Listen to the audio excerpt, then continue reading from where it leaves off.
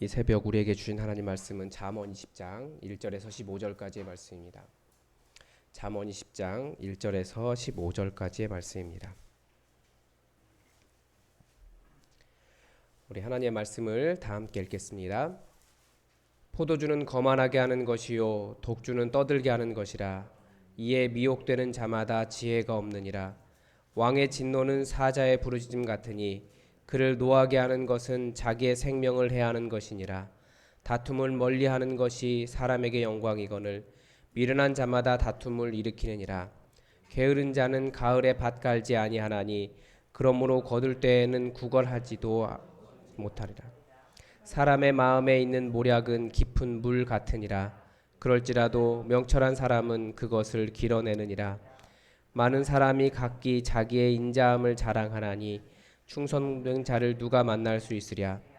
온전하게 행하는 자가 의인이라. 그의 후손에게 복이 있느니라. 심판 자리에 앉은 왕은 그의 눈으로 모든 악을 흩어지게 하느니라. 내가 내 마음을 정하게 하였다. 내 죄를 깨끗하게 하였다 할 자가 누구냐. 한결같지 않은 저울추와 한결같지 않은 되는 다 여호와께서 미워하시느니라.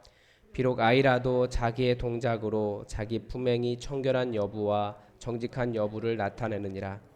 듣는 귀와 보는 눈은 다 여호와께서 지으신 것이니라. 너는 잠자기를 좋아하지 말라. 내가 빈궁하게 될까 두려우니라. 내 눈을 뜨라. 그리하면 양식이 족하리라. 물건을 사는 자가 좋지 못하다 하다가 돌아간 후에는 자랑하느니라. 세상에 금도 있고 진주도 많거니와 지혜로운 입술이 더욱 귀한 보배니라.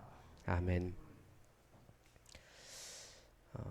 잠언을 처음 시작할 때 솔로몬이 아이들에게 자녀에게 주는 잠언이라고 시작하고 있고 곳곳에서도 그런 이야기를 합니다.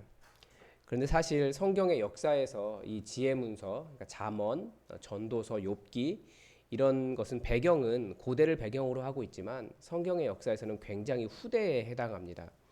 대표적으로 전도서 같은 경우에는 예수님 시대 이후에서도 계속 성경 안으로 들어와야 되느냐 그렇지 말아야 되느냐라고 하는 논쟁이 있을 정도로 굉장히 오래된 그렇게 성경 역사에서 봤을 때는 그렇게 오래된 문서가 아닙니다.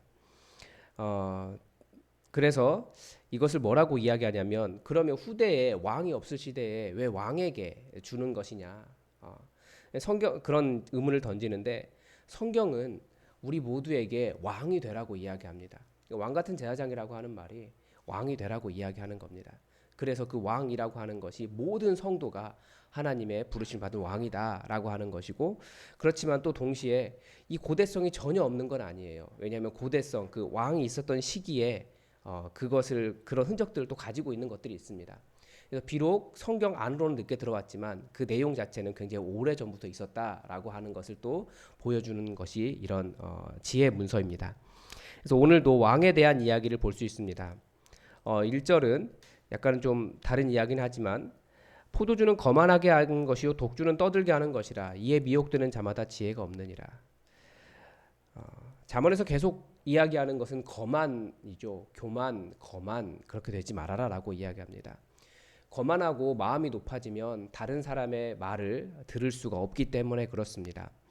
그리고 다른 사람의 마음도 헤아릴 수 없기 때문에 그렇습니다. 그래서 높은 마음을 두지 말고 특별히 거만하면 하나님의 음성도 드러낼 줄 모르는 사람들이 되기 때문에 거만하지 말 것을 계속 이야기합니다. 우리가 읽지 않았지만 그래서 이 본문의 흐름에 보면 19장 27절에서 말씀에서 떠난 자를 거만하다라고 이야기합니다. 그리고 오늘은 20장 1절에서 포도주에 취해서 다른 사람을 무시하는 자라고 볼 수 있습니다. 이런 사람이 거만하다는 거죠. 그래서 이에 미혹되는 자마다 지혜가 없느니라. 이 거만이 지혜와 연결이 됩니다. 왜 그렇습니까? 저는 술을 안 마시기 때문에 잘 모르겠지만 술을 마시시는 이렇게 분들은 정신을 많이 잃으시는 것 같아요. 그리고 많이 용감해지시는 것 같고 자신도 모르는 말을 하는 것을 지혜라고 말할 수가 없습니다. 정신을 바짝 차리기를 바라는 거죠. 그래서 온전한 정신을 갖기를 바라는 거고, 그래서 성경은 포도주는 하나님의 선물이라고 이야기합니다. 고통당하는 자에게 포도주를 주라고 이야기해요. 그러나 성경에 가면 또 취하지 말라고 이야기하죠. 그러니까 과음은 왜 그렇습니까? 그런 사람의 지각과 사람들을 빼앗아 가기 때문에 그렇습니다. 술이 사실은 굉장히 원수 같으신 분들이 있을 겁니다. 술을 계속 드시고 술에 취해서 사는 술 때문에 몸을 상하는 그런 사람들을 보는 경우가 있는데 그건 분명히 선물이 아닙니다. 고통은 그렇게 이기는 것이 아니라는 것을 우리가 좀 알 필요가 있는 것 같습니다. 그리고 이제 2절부터 왕의 잠언이 나옵니다. 뭐 왕에 대한 이야기가 여러 번 나오지만 다시 나옵니다. 어떤 의미로 읽을 수 있냐면 지혜로운 왕이 그 나라 안에서 없애야 할 어리석은 자가 어떤 사람들인가에 대한 이야기를 해준다라고 볼 수 있습니다. 그래서 왕의 진노는 사자의 부르짖음 같으니 그를 노하게 하는 것은 자기의 생명을 해하는 것이니라. 이건 무슨 말이겠습니까? 왕의 분노를 일으키지 말라라는 뜻이겠죠. 왕이 이런 사람을 싫어하기 때문에 왕의 분노를 당할 수 있다라는 겁니다. 그래서 처음에 나오는 사람이 다툼을 멀리하는 것, 그러니까 다툼을 일으키는 자, 이 사람을 멀리해야 된다는 겁니다. 그래서 분열을 일으키는 자라고 볼 수 있습니다. 여러 번 이런 말이 나오죠. 다툼을 일으키는 사람. 6장 12절이 대표적입니다. 뭐라고 되어 있냐면 이 불량하고 악한 자는 구부러진 말을 하고, 그러니까 바른 말이 아니라 굽어진 말을 하고 눈짓을 하고 발로 뜻을 보이며 손가락질하며 그의 마음에 패역을 품으며 항상 꾀하여 다툼을 일으킨 자라, 이렇게 나옵니다. 그때 뭐라고 설명드렸냐면 사람의 눈치를 보게 하는 사람, 진실함이 없는 사람, 그 사람이 공동체를 깨고 다툼을 일으키는 사람이다라는 말씀을 드린 적이 있습니다. 공동체는 진실해야 됩니다. 서로의 마음을 사실은 읽을 수 있어야 돼요.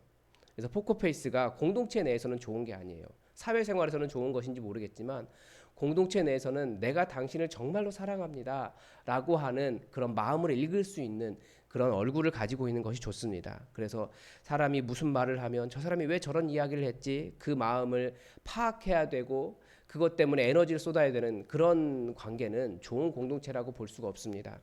그래서 눈짓이나 발짓이나 손가락질이나 그런 것들을 통해서 의사소통하는 것이 아니라 정말 마음을, 서로 눈빛을 보고도 그 사람의 마음을 읽어서 이 사람이 나를 사랑하는 사람이구나, 함께 손잡고 갈 수 있는 그런 공동체가 될 필요가 있다라는 것을 우리가 기억해야 됩니다. 그리고 4절에서는 이번에는 게으른 자가 나옵니다. 게으른 자, 여기서 이제 가을에 밭 갈지 아니하나니라고 되어 있는데 이 가을이 원문으로는 제철이라고도 읽을 수 있고 겨울이라고도 읽을 수 있습니다. 이스라엘의 가을, 겨울, 우리랑 좀 비슷합니다. 10월에서 우리 시간으로 10월에서 3월인데 이때는 우리는 농한기입니다. 겨울에는. 그러나 이스라엘은 이른비가 10월에서 11월에 내리면서 그때 땅을 갈고, 비가 내렸을 때 땅을 갈고 씨를 뿌릴 준비를 해야 6월절 그쯤에서 이제 씨를 뿌릴 수가 있습니다. 그렇기 때문에 그때가 노는 때가 아니죠.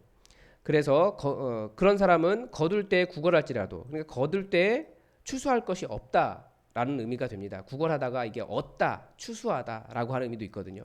그러니까 추수할 것이 없다라는 것을 됩니다.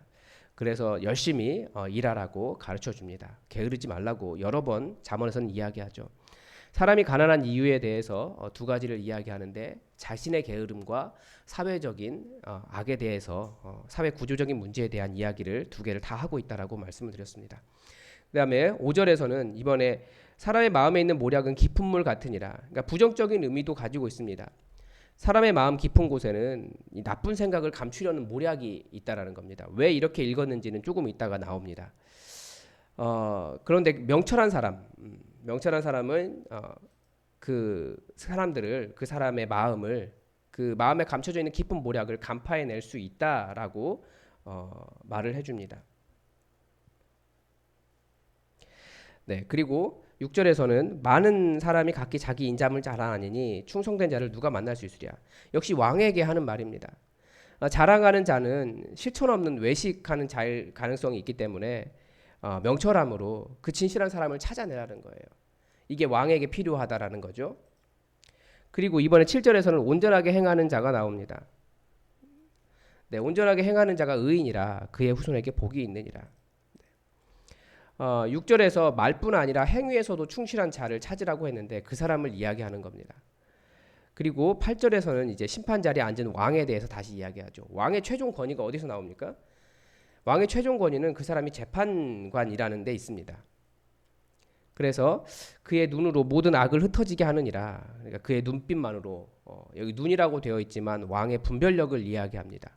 그러니까 분별력이 통치자는 분별력을 가지고 있어야 된다라는 거죠. 근데 그걸 어떻게 알 거라는 거예요. 앞에서 말했지만 사람들은 감추고 있는데, 근데 명철한 왕이라면 그 감추인 것도 그 사람의 마음 안에 있는 것도 끌어낼 수 있다라는 거죠. 분별할 수 있다라는 겁니다. 그런 사람이 되어라라는 거죠. 그다음에 9절에서는 마음을 정하게 하였다, 내 죄를 깨끗하게 하였다 할 자가 누구냐. 그러니까 이 모든 인간은 다 불완전함이 있다라고 가르쳐주고 10절에서 말하는 것은 이건 선지서에서 계속 이야기하는 겁니다. 한결같지 않은 저울추와 한결같지 않은 돼. 그러니까 왕의 정의는 어디서 나오느냐? 속이지 않는 정의, 정직함, 도량형에 있다라는 겁니다.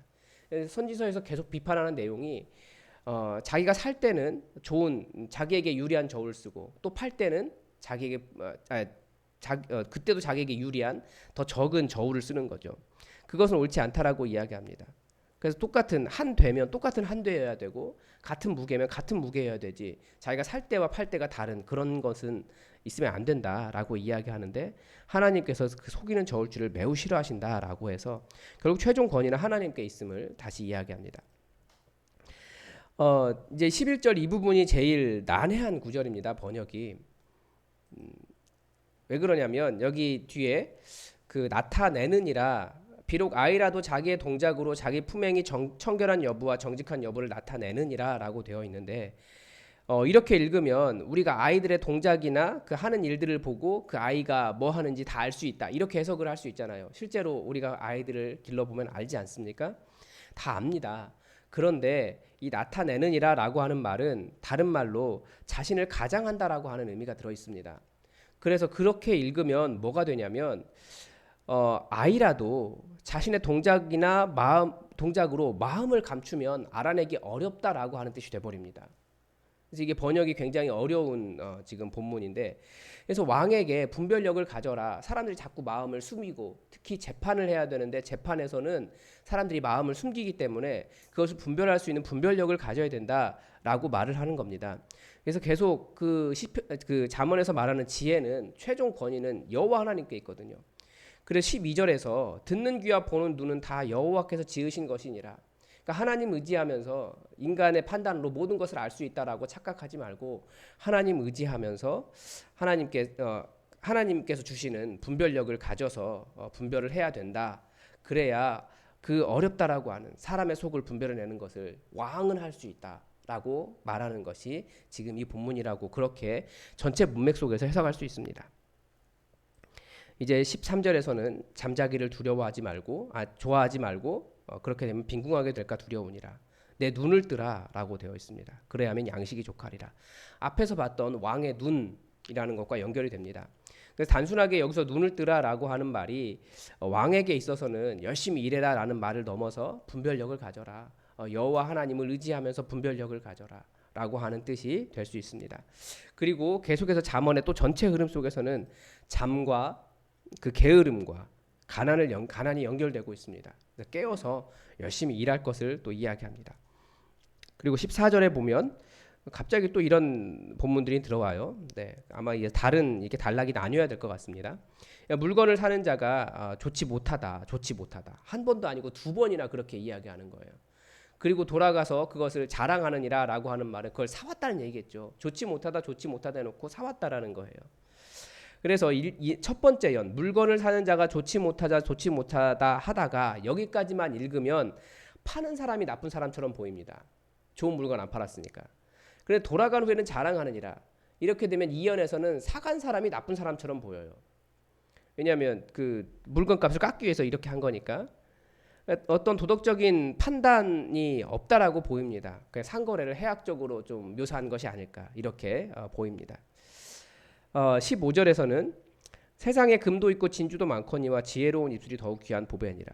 가장 중요하게 읽을 것이 무엇이라고 이야기합니까?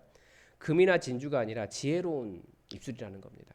14절에서 누가 지혜로운지 잘 알 수 없죠. 14절에서는. 왜냐하면 물건을 파는 사람도 사는 사람도 결국은 더 좋게 팔고 더 좋게 살려고 하는 거니까. 그런데 누가 이겼습니까? 지혜로운 입술이 이겼다라는 거죠. 그래서 14절 15절은 좀 왕의 지혜와는 좀 차이가 있는, 그런 전체적인 문맥과는 좀 차이가 있지만 뭐라고 할까요? 정말 지혜가 필요하다라고 하는 것을 계속 이야기합니다. 지혜는 또 말에 있다라고 계속 잠언은 가르쳐 줍니다. 그래서 그것을 어디에서 얻을 수 있습니까? 여호와 하나님께서로부터 얻을 수 있다라고 가르쳐 줍니다. 그래서 이제 또 잠언에 대한 본문을 같이 보았습니다. 아마 여러분 마음에 또 걸리는 본문이 있을 겁니다. 하나님께서 말씀하시는 부분이 있는 겁니다. 여러분 그 말씀 붙잡고 성령님께서 말씀하시는 음성을 여러분 또 들으시기 바랍니다. 기도하겠습니다.